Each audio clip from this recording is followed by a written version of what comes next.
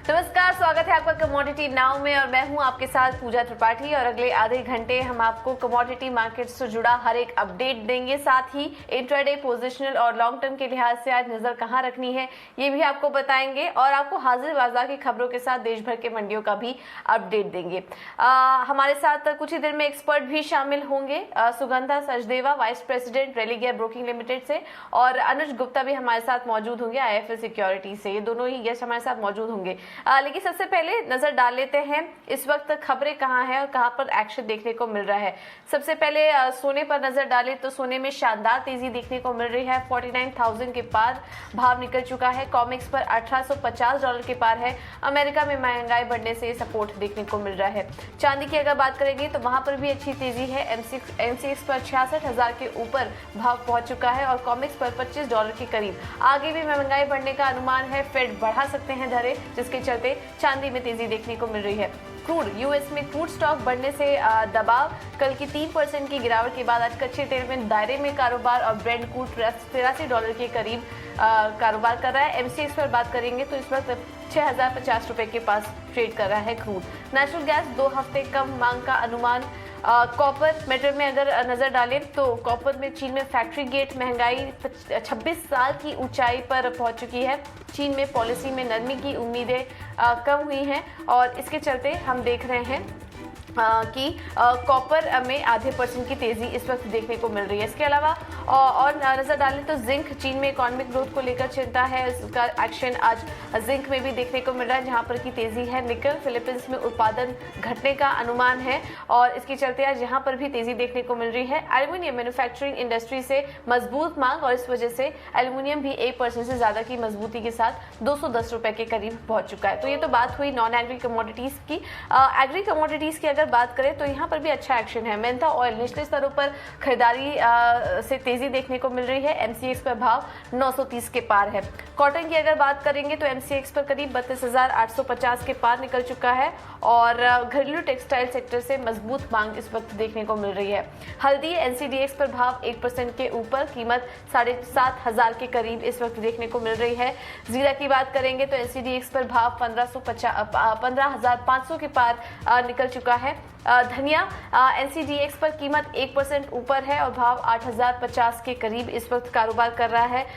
Soybean पर अगर नजर डालेंगे तो यूएस में उत्पादन अनुमान से कम संभव है, जिसके चलते NCDX पर भाव 5,600 के स्तर पर है। और सोया तेल पर अगर नजर डालेंगे तो कम उत्पादन की खबर से सपोर्ट देखने को मिल रहा है और NCDEX पर भाव 1,200 के स्तर पर के आसपास कारोबार कर रहा है। अब बात करते हैं क्रूड पाम तेल की। नवंबर की शुरुआती एक्सपोर्ट में तेजी। 1 से 10 नवंबर में एक्सपोर्ट पिछले महीने से करीब 9% ज्यादा और क्रूड पाम तेल में इसका एक्शन देखने को मिल रहा है। और आखिर में बात करते हैं कैस्टर की। जुलाई अगस्त एक्सपोर्ट पिछले साल से कम। NCDX पर भाव 6,550 के करीब इस तरह का एक्शन कैस्टर में भी नजर आ रहा है। तो ये तो बात हुई टॉप 10 कमोडिटीज की इस वक्त। लेकिन अब नजर डाल लेते हैं सोने चांदी पर। और सोने चांदी में हम देख रहे हैं कि काफी अच्छी खबरें आते हुए दिखाई दे रही है और अच्छी मजबूती भी इस वक्त देखने को मिल रही है। हाजिर में मांग बेहद मजबूत है और आगे और भी डिमांड यहाँ पर जैसे जैसे वेडिंग सीजन की शुरुआत हो रही है, आगे और भी डिमांड मजबूत होते हुए दिखाई देगी। और ज्यादा डिटेल ले लेते हैं। हमारे साथ विश्वमोहन कुमार जुड़ चुके हैं, मेरे सहयोगी। Vishwamohan, good morning. सबसे पहले तो आप बताइए, सोने चांदी में ये जो तेजी देखने को मिल रही है, इसके पीछे के ट्रिगर्स क्या क्या है, ये बताइए। देखिए, सबसे बड़ी तेजी की जो वजह यह है, यूएस में जिस तरह के इन्फ्लेशन के नंबर आए, CPI इन्फ्लेशन के जो कल नंबर आए थे, वो 31 साल में सबसे बड़ा एनुअल ग्रोथ देखने को मिला था। उस वजह से गोल्ड को फायदा मिला था और कल जबरदस्त रैली दिखी। हम डोमेस्टिक मार्केट में करीब करीब सोना 2% चढ़ गया था और चांदी में करीब करीब 3.5% की तेजी दिखी। हालांकि आज के शुरुआती कारोबार में बहुत ज्यादा तेजी नहीं है, लेकिन अभी भी घरेलू बाजार में सोना करीब करीब 260 रुपए ऊपर है और चांदी में भी 150 रुपए से ज्यादा की मजबूती है। आज जो प्रेशर बना रहा है वो सबसे बड़ी वजह यह है कि डॉलर अपने 1 साल की ऊंचाई के आसपास है, डॉलर इंडेक्स। उसके अलावा अगर आप कुछ और फैक्टर्स की बात करें तो अब जितने भी निवेशक हैं उनकी नजर अब इस बात को लेकर है कि यूएस फेड आगे का स्टांस क्या रखता है, उस असेसमेंट पर अब पूरी दुनिया की नजर है। अगर वहां से अगर कुछ टाइटनिंग अगर जल्दबाजी करता है फेड, हालांकि सिग्नल फेड ने दिया है कि वो इतनी जल्दी दरें नहीं बढ़ाने वाले हैं और अभी वक्त इंतजार करेंगे और डेटा का, लेकिन जिस तरह के महंगाई के आंकड़े आ रहे हैं, यूएस ही नहीं चाइना में भी जो फैक्ट्री गेट महंगाई है वो 26 साल में सबसे ज्यादा हो गए हैं। तो महंगाई सबसे बड़ी चिंता है और उसका फायदा गोल्ड को मिल रहा है। महंगाई जब बढ़ते हैं तो हेजिंग के तौर पर गोल्ड का इस्तेमाल बढ़ जाता है, तो उससे उसका फायदा मिलता है। और घरेलू बाजार में बात करें तो आप देख सकते हैं कि जिस तरह की बाइंग है, जिस तरह की फिजिकल मार्केट में मांग बढ़ी है गोल्ड की, उसका फायदा खूब मिला है। उसके अलावा कुछ और फैक्टर्स है। रूरल डिमांड इस बार गोल्ड की बहुत बेहतर रहने वाली है, क्योंकि मानसून के नंबर हमने सबने देखा, एक्सटेंडेड मानसून था, खरीफ के बाद उसका फायदा रबी सीजन में भी होने वाला है। तो कुल मिलाकर गोल्ड के लिए जो सारे फैक्टर्स है वो मजबूती के दिख रहे हैं और यहाँ से हल्की नरमी जब भी आए, हर गिरावट पर जितने भी एक्सपर्ट है वो यही कह रहे हैं कि ये खरीदारी का ही मौका होगा। जी पूजा। ओके, बहुत बहुत शुक्रिया विष्णु मोहन ये सारी डिटेल्स देने के लिए। तो खरीदारी का मौका है, जो गिरावट हल्का भी अगर दबाव दिखता है तो खरीदारी का मौका है। यहाँ से और भी अच्छे लेवल्स देखने को मिल सकते हैं और ट्रेडर्स भी हमने आपको बताए डिटेल्स में। लेकिन एक और एक्सपर्ट हमारे साथ जुड़ चुके हैं, टाटा एएमसी के हेड कमोडिटी स्ट्रेटेजी औरोबिंदो ज्ञान हमारे साथ मौजूद है इस वक्त। औरोबिंदो, बहुत बहुत शुक्रिया समय देने के लिए। Good morning. आपसे पहले ये समझना चाहेंगे, जिस तरह से इस वक्त चाल देखने को मिल रही है सोने चांदी में, बुलियन मार्केट को लेकर क्या आउटलुक बन रहा है आपका?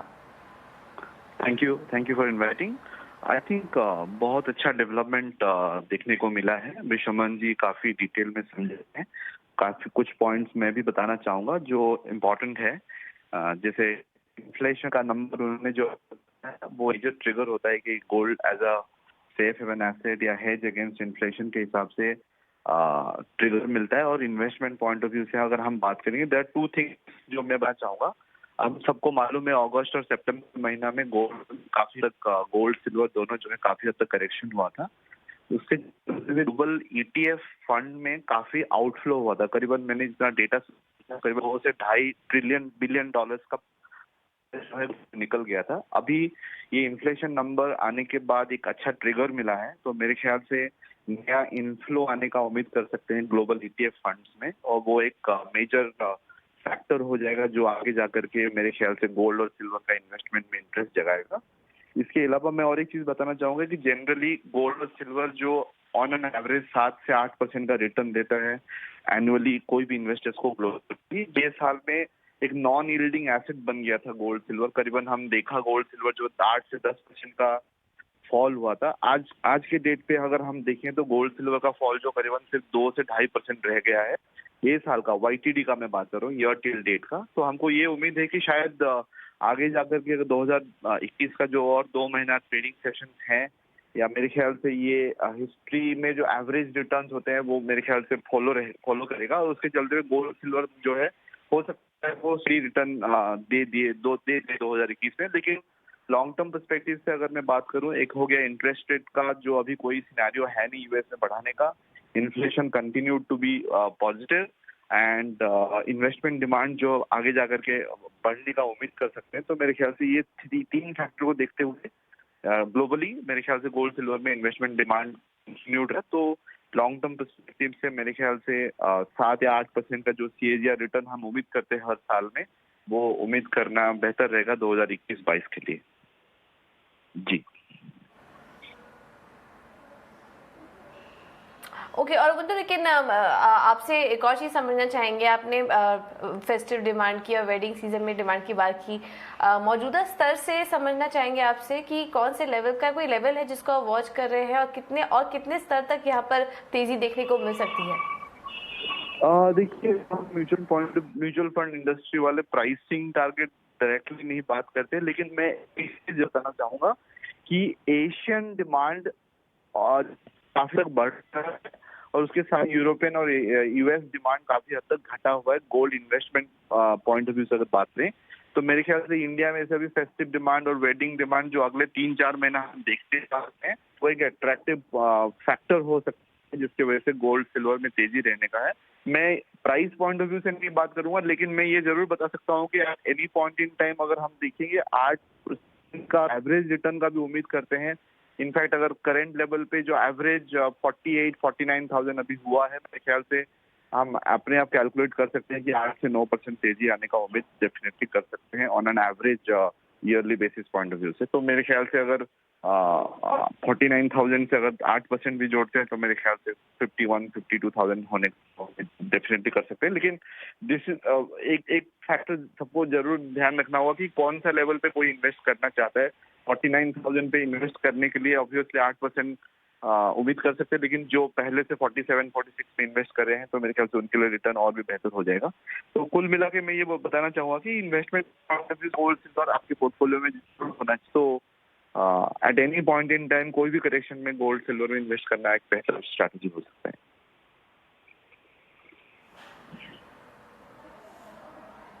बिल्कुल। तो कोई भी करेक्शन आता है आप यहाँ पर खरीदारी करने का सोच सकते हैं और लॉन्ग टर्म के लिहाज से भी अच्छा निवेश का विकल्प हो सकता है, तो आप यहाँ नजर रख सकते हैं। बहुत बहुत शुक्रिया अरविंद हमारे साथ जुड़ने के लिए और ये सभी डिटेल्स और रणनीति दर्शकों को सुझाने के लिए।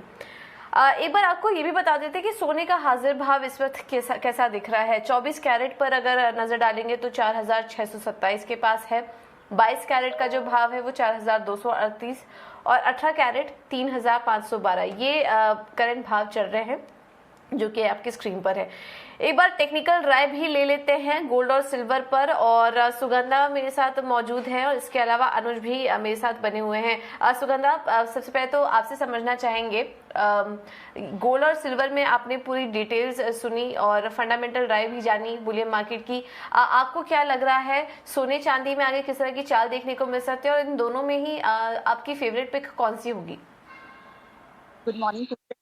गोल्ड एंड सिल्वर की हमने ऑलरेडी फंडामेंटल्स सुने। यस, इन्फ्लेशन कंसर्न्स एक बहुत बड़ा फैक्टर है जो गोल्ड के प्राइसेस को करंट एनवायरनमेंट में काफी हद तक सपोर्ट कर रहा है, और अभी ये काफी हद तक एक्सपेक्टेशंस बनी हुई हैं कि इन्फ्लेशन काफी ज्यादा परसिस्टेंट हो सकती है, इवन दो फेड ने मेंटेन किया है कि inflation is likely to be transitory in nature. तो मुझे लगता है अभी ये फैक्टर बहुत ज्यादा गोल्ड के प्राइसेस को सपोर्ट करेगा। इसके साथ साथ लास्ट वीक हमने इंडिया की साइड से बहुत स्ट्रॉन्ग फिजिकल डिमांड आते हुए देखी है, तो ये फैक्टर भी गोल्ड के प्राइसेस को काफी हद तक सपोर्ट कर रहा है। And I also feel equity valuations काफी ज्यादा स्ट्रेच्ड हैं। अगर वहां से कुछ भी मनी आउटफ्लो होता है तो वो गोल्ड में जरूर देखने को मिलेगा। तो ये सारे फैक्टर्स ओवरऑल गोल्ड के लिए काफी फेवरेबल हैं। मुझे लगता है प्राइसेस ने सितंबर में 45,500 मार्क पर एक बहुत अच्छा बेस बनाया है, and since last month we have been maintaining buy positions only. मुझे लगता है अगर हम सिर्फ ट्रेडिंग पर्सपेक्टिव की बात करते हैं तो आज भी अगर हमें कुछ टिप्स मिलते हैं towards level of around 48,850 buying करके चल सकते हैं। स्टॉप्स रहेंगे 48,580 on the down side, high side में हमारे टारगेट्स रहेंगे 49,280।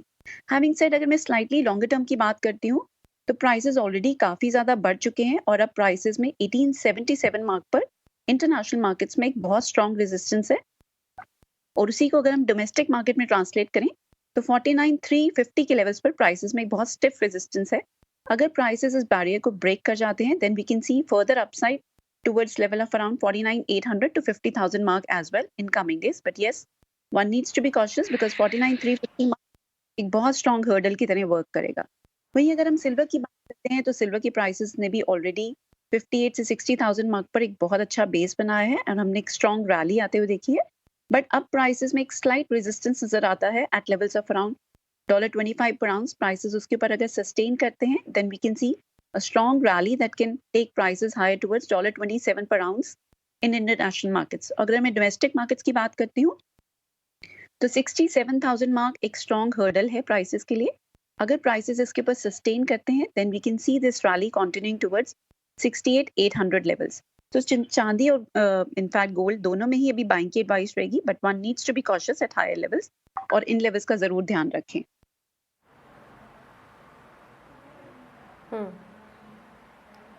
ओके, तो सुगंधा का मानना है कि कॉशियस रहने की राय दी जा रही है। 49,350 ये एक अहम रेजिस्टेंस है गोल्ड के लिए, अगर इसके ऊपर क्रॉस करता है तो फिर एक अच्छी तेजी बनते हुए दिखाई देगी। एक बार एक और टेक्निकल राय ले लेते हैं। अनुज, आपसे भी समझना चाहेंगे गोल्ड और सिल्वर में आगे के लिए चाल आप कैसे देख रहे हैं और क्या आप भी कोई हर्डल देख रहे हैं सोने और चांदी में जो तेजी आई है उसमें? देखिए पूजा जी, गोल्ड $1,800 का एक सपोर्ट था जो मार्केट ने ब्रेक किया है, और अगर हम आप देखें तो गोल्ड हमें लगता है कि ऊपर में 1,890 और $1900 की तरफ जाता हुआ दिख रहा है। फंडामेंटली काफी सपोर्टिव है, टेक्निकल पॉइंट ऑफ व्यू से भी देखें तो काफी अच्छे ब्रेकआउट देखने को मिले हैं। वॉल्यूम्स के साथ ब्रेकआउट देखने को मिला है, तो टेक्निकल चार्ट्स काफी स्ट्रॉन्ग यहाँ पे दिख रहे हैं। हमें लगता है कि इनिशियली हम जो टारगेट कर सकते हैं 49,500 से लेकर 50,000 तक का टारगेट इस ईयर एंड तक हम कर सकते हैं। ट्रेंड इसका पॉजिटिव है और मुझे लगता है कि जो हम टारगेट पूरे साल करते आए हैं कि 50,000 से लेकर 51,000 तक, वो आपको इस साल के एंड तक खत्म होते आपको दिखाई देंगे। तो टेक्निकल पॉइंट ऑफ व्यू से और फंडामेंटल दोनों ही काफी पॉजिटिव हैं। मुझे लगता है कि गोल्ड और सिल्वर दोनों के अंदर ही खरीदारी का ट्रेड रहना चाहिए और आने वाले 2 महीने मींस दिसंबर एंड तक अगर हम बात करें तो ये ट्रेंड ऐसा ही पॉजिटिव होता हुआ दिखाई देगा। और गोल्ड आपको 50 से लेकर 51,000 तक और चांदी आपको 70 से लेकर 75,000 तक के लेवल दिखा सकती है।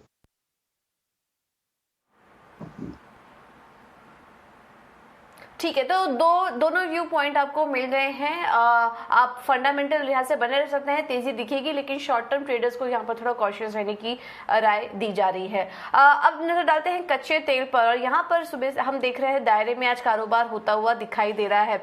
सुगंधा, पहले आपसे समझना चाहेंगे कच्चे तेल में क्या रणनीति अपनानी चाहिए? पूजा, अगर हम देखें तो क्रूड ऑयल के प्राइसेस में हमने आफ्टर अ स्ट्रॉन्ग रैली एक कुछ करेक्शन आते हुए देखी है। यहाँ मेजर कंसर्न है कि यूएस में इन्वेंट्रीज में हमने कुछ हद तक बिल्डअप आते हुए देखा है फॉर द लास्ट वीक। इसके साथ साथ प्रेसिडेंट बाइडेन के काफी ज्यादा कंसर्न्स बने हुए हैं about the rising energy cost, और ये कंसर्न बना हुआ है मार्केट में that they can release oil from their strategic reserves. So ये एक बड़ा मेजर फैक्टर है जिसकी वजह से हमने क्रूड ऑयल के प्राइसेस में कुछ करेक्शन आते हुए देखी है।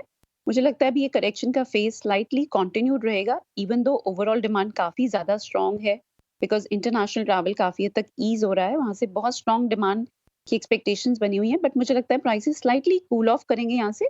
सो मेरी एडवाइस रहेगी आज क्रूड ऑयल में 6150 के लेवल्स पर शॉर्ट पोजीशंस बिल्ड कर सकते हैं। स्टॉप्स रहेंगे 6230 ऑन द हायर साइड, और डाउन साइड में हमारे टारगेट्स रहेंगे 5980।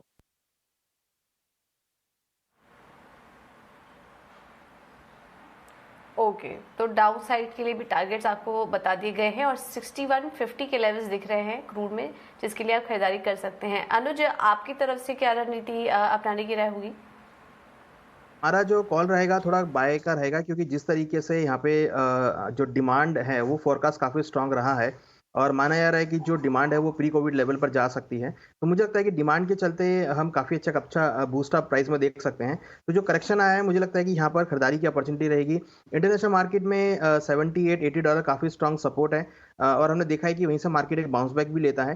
तो लोअर लेवल पे खरीदारी की सलाह रहेगी करीबन 6050 के आसपास। स्टॉप लॉस 5980 का रहेगा, टारगेट 6150 तक हो सकता है। इंट्राडे पर्सपेक्टिव से हमें लगता है कि क्रूड में आने वाले 1 या 2 दिन में लोअर लेवल का फायदा उठाया जा सकता है और खरीदारी का ट्रेड वेरी शॉर्ट टर्म के लिए ले सकते हैं।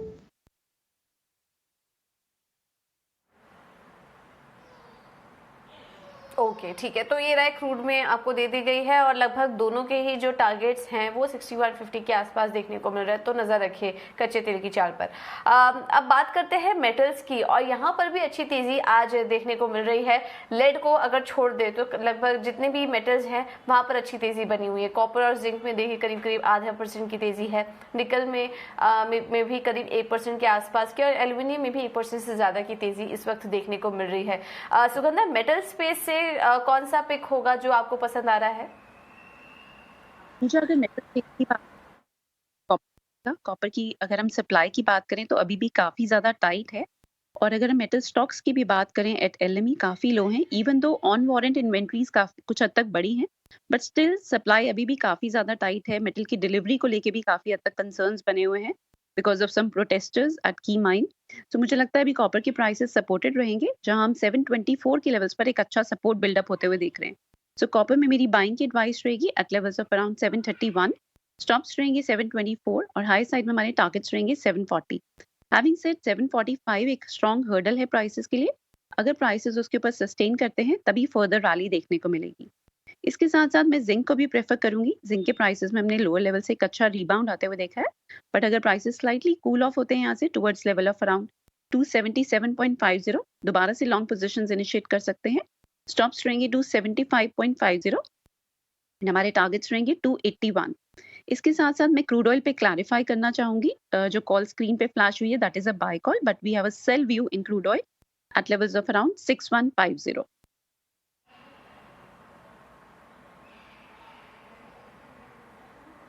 ऑलराइट, तो ये राय मेटल में भी आपको दे दी गई है। कॉपर और जिंक अच्छा लग रहा है, यहाँ पर आप नजर रख सकते हैं। अब आगे बढ़ते हुए कुछ एग्री कमोडिटीज की भी बात कर लेते हैं। सोयाबीन में अगर देखें तो यहाँ पर काफी अच्छी तेजी देखने को मिल रही है। सोयाबीन दिसंबर वायदा 5,600 के करीब है और करीब 1.25% से ज्यादा की मजबूती यहाँ पर देखने को मिल रही है इस वक्त। डीएन पाठक हमारे साथ जुड़े हुए हैं और ज्यादा डिटेल देने के लिए आपका बहुत बहुत शुक्रिया सर, समय देने के लिए। सबसे पहले तो ये जानना चाहेंगे कि सोयाबीन उत्पादन को लेकर नए आंकड़े किस तरह से आ रहे हैं, या आप 119 लाख टन उत्पादन पर कायम हैं? हाँ, हम अभी 119 लाख टन उत्पादन पर कायम है, क्योंकि अभी ऐसा कोई रिवाइज करने की या कुछ इसको चेंज करने की सोचने की अभी कोई जरूरत नहीं है। बिल्कुल भी बिल्कुल कायम है अभी से। ओके सर, इंटरनेशनल सिनेरियो कैसा लग रहा है सोयाबीन के लिए फिलहाल?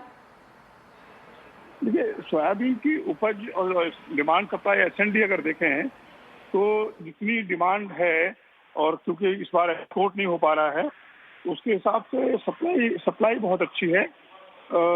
लोकल डिमांड हमको मालूम है कितनी है, क्रॉप मोर और लेस आपको पता है कितनी है, तो सप्लाई डिमांड बहुत अच्छी है। सोयाबीन में मुझे कहीं कोई ऐसा प्रेशर दिखाई नहीं पड़ रहा है डिमांड का।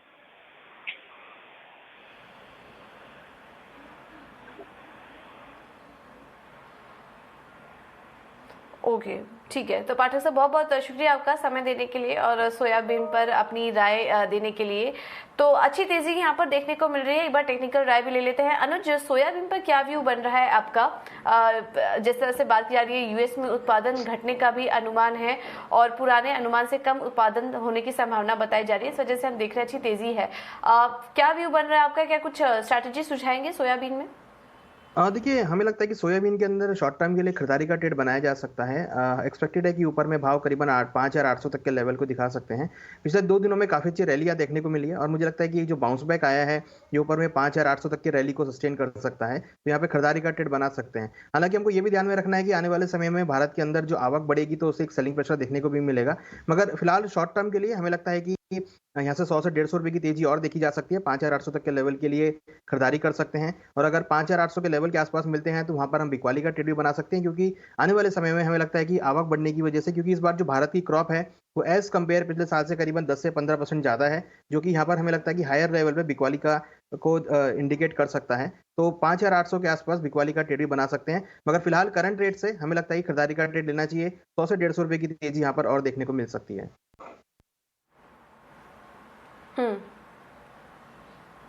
ओके, ठीक है। तो ये राय सोयाबीन पर आपको दे दी गई है। अनुज, आपसे बाकी एग्री कमोडिटीज पर भी राय जानना चाहेंगे क्या, कि कुछ व्यू बन रहा है आपका? आपके फेवरेट पे कौन से होंगे? देखिए, हमने यहाँ पर जीरा को चुना है। जीरा को भी खरीदारी की तरफ ले सकते हैं, क्योंकि एक्सपोर्ट डिमांड काफ़ी अच्छी है और इस बार जो इसकी सोइंग है वो पिछले साल से काफ़ी पीछे चल रही है। तो जीरा मुझे लगता है कि खरीदारी की साइड ले सकते हैं करीबन 15,400 के आसपास। स्टॉप लॉस 15,150 का लगाएं, टारगेट करीबन 15,900 तक देखने को मिल सकता है। वहीं दूसरी ओर ग्वार में हमने पिछले 2 दिनों में कुछ गिरावट देखी है, तो टेक्निकल पॉइंट ऑफ व्यू से जो इंडिकेशन है थोड़ा सा नेगेटिव होता हुआ दिखाई दिया है। हमें लगता है कि ग्वार के अंदर करीबन 6,600 में बिकवाली का ट्रेड लें, स्टॉप लॉस 6,780 का लगाएं, टारगेट करीबन 6,350 तक देखने को मिल सकता है। तो जीरा में खरीदारी और ग्वार सीड में बिकवाली का ट्रेड इंट्राडे के लिए बना सकते हैं।